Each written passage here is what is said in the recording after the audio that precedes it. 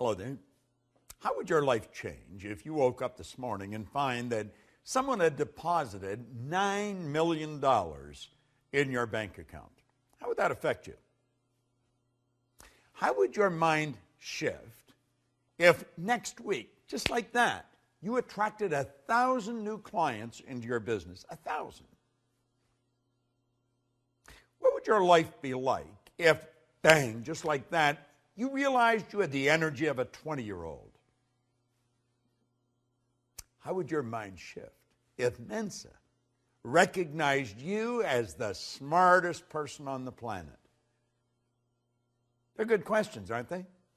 Well, let me tell you something. There's a lot more than 9 million just waiting there to come into your life. There's an infinite supply. And the 1,000 clients, there's tens of thousands of people out there just waiting for someone to come and serve them. And the 20-year-old energy, do you know all the energy there ever was or ever will be is 100% evenly present in all places at the same time. No one gets energy. Everyone releases energy. And desire is the triggering mechanism that releases energy. And as far as being the smartest, hey, listen, the smartest sometimes are not the most effective. Being smart isn't the answer. Being effective is the answer. Did you know that all the knowledge there ever was or ever will be is 100% evenly present in all places at the same time? I'm Bob Proctor, and I want to talk to you about the law of supply as we're going through and giving you an overview in this video series of the laws, those 11 lost laws. Supply is one of them. Do you know, Halliwell said that man's never satisfied, never satisfied. The fact is deplored by many, but God did not intend man to be forever satisfied. You see, dissatisfaction is actually a creative state. That's right. There's a lot of people that mix up satisfaction and happiness. You can be very happy and very dissatisfied. I am never satisfied with the results that we get in our company, any of the companies that we have. I'm happy with them, but never satisfied. See, dissatisfaction is a creative state. Yeah, it was dissatisfaction that led to the incandescent light. Edison just got sick and tired of dealing with a wax candle or a kerosene lamp. You see? Yeah, it was dissatisfaction that led the Wright brothers to introduce us to a brand new kingdom. Yeah, it was dissatisfaction that took Edward Hillary right to the top of the world. It was dissatisfaction that caused John Kennedy to make a statement that we would be on the moon in this decade. He said that way back in the 60s. Now, I hope you are dissatisfied. And if you're not, well, I'm going to say a quiet prayer for you. See, we believe, therefore, that it is right and good for people to seek to gratify all pure desires and ambitions. Now, I know there's a lot of people that don't agree with that, but they don't agree with a lot of things. But you're going to find out the small select group of people that really understand these laws, understand there is an infinite source of supply. Everything comes from one infinite source. Everything's made from the same. The difficulty with some is that they can more easily look to the creature as the source of their substance than to the Creator. Just beyond the average person's grasp. We don't really believe that God is the source of our substance. Now, when we start to believe it, I think it starts to happen. Let me share something with you that I read a long time ago. Dr. Wernher von Braun was one of the greatest scientists that ever lived. He's considered by many as the father of the space program. Think about this for a moment. He said after studying this now before I mention this, let me also mention that for a long time, science and religion were antagonistic. They just could not come together. But they since have come together. Now, von Braun said that after years of studying the spectacular mysteries of the cosmos, he was led into a firm belief in the existence of God. Now, I'm not trying to turn this into a religious dissertation. I am just mentioning my own personal belief after studying these laws for very close to 50 years. I see the law as the uniform and orderly method of the omnipotent God. A law is something that happens every time with every person everywhere. And everyone that has accomplished anything will be quick to tell you this. See, as we look back, everybody loves a dead genius. They really do. But you know, all of these great geniuses from history that we look at, they weren't considered geniuses when they were alive. The Wright brothers were considered real heretics. They really were. See, the people that made it happen, they were out of the box. They weren't ordinary thinkers, but they understood that there was this governing process called the law. You see,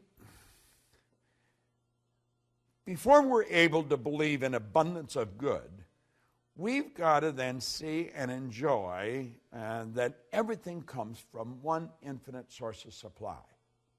And when we really understand that, everything is going to change direction for us. Nothing can be made from something any more than something can be made from nothing. But where does water come from? Let's give it some thought. If we went outside on a nice clear day and stood there with a cup, just stood there, and we were patient, and we stayed there long enough, do you know that that cup would fill with water? You would see in the no thing, you would see a cloud formation. And the cloud would become very heavy and very dark, and before long, water would fall out of it. Now, if we stayed there with that cup, where would the water go to? It'd go right back to where it came from. See, as above, so below. As below, so above. I want you to think about that. Nothing is created or destroyed. Everything's in a constant evolution of change. We literally live in an ocean of motion. You and I have the godlike ability to create images in our mind. And as we create the images in our mind, we control the vibration that we're in, and that vibration sets up an attractive force. In the seminars that I conduct, I hold up a little acorn sometimes that comes from a giant oak tree. But the little acorn is nothing but a mass of energy in a high speed of vibration. It's just a little physical nut. Now, if I kept that acorn in my pocket, that acorn would disintegrate because it's governed by a very, very basic law, create or disintegrate. And it's not in an environment that's conducive to its unfoldment. But let's suppose I take and I plant that acorn in the earth. Do you know that there's particles of earth that are in harmonious vibration with that little mass of energy that we call an acorn? See, if you looked at the acorn through a microscope, it's not solid. It's just a little mass of energy that's dancing. Let me digress for a moment. Let's suppose I took 2 drops of water on a glass-top table and I pushed them together until they touched. Then I'd have 1 drop, wouldn't I? I'd have a bigger drop. Let's suppose I put another drop and I pushed it together. Now, what do you think the odds are of me separating that one little drop, the one little puddle, I guess I could say, back into the same 3 little mass of molecules, the same 3 dots? You know it's not going to happen. You know, what God hath joined together gives it new meaning, doesn't it? Well, you see, there's particles of energy that's jammed right up against the acorn in the earth that don't vibrate in harmony with the acorn. But there's particles of energy that do vibrate in harmony with the acorn, and the acorn's like a magnetic force, and if you could see it with the naked eye, you would see little particles of energy marching just like obedient soldiers right towards the acorn. And as they touch the acorn like that, like the 2 drops of water, they become one with the acorn. And this process is continuous. It's continuous. And the only particles of energy that the acorn can attract are the particles that vibrate in harmony with it. They're on a frequency. And the acorn keeps attracting and keeps expanding. And the shoots come out of the bottom, and then it breaks through the earth, and it attracts from the atmosphere as well as from the earth. And before long, you'll see a giant oak tree. All by attraction. It's all energy moving. There's one source of supply, just one. Well, do you know that you are attracting to you right now from an infinite source? Now, if you're holding thoughts of lack and limitation, that's what you're going to attract. The universe, by law, can only give you what you put in the order for. What are you putting in the order for? We talked in a previous video about thinking. There's a law of thinking. Well, as you think, you attract. So think about it. What have you put in order for? What are you attracting? Everything comes from one infinite source. You might say, well, I don't really understand that. Then just take my word for it, because I do understand it. And if you study it for a while, you're going to start to understand it. Like Solomon said, in all you're getting, get understanding. Well, let's understand where everything does come from. There's no lack. There's no limitation. As long as you live through your sensory factors and just go by what you see, then there will be lack and limitation because you're dealing with a very limited view. But when you start dealing with the God's eye view, you see things from a much higher level. There's no lack and no limitation. And understand this, what you think you attract, and you attract from one infinite source of supply. Study this law of supply. It's a phenomenal law, and it works for every person, every time, everywhere. This is Bob Proctor, and thank you.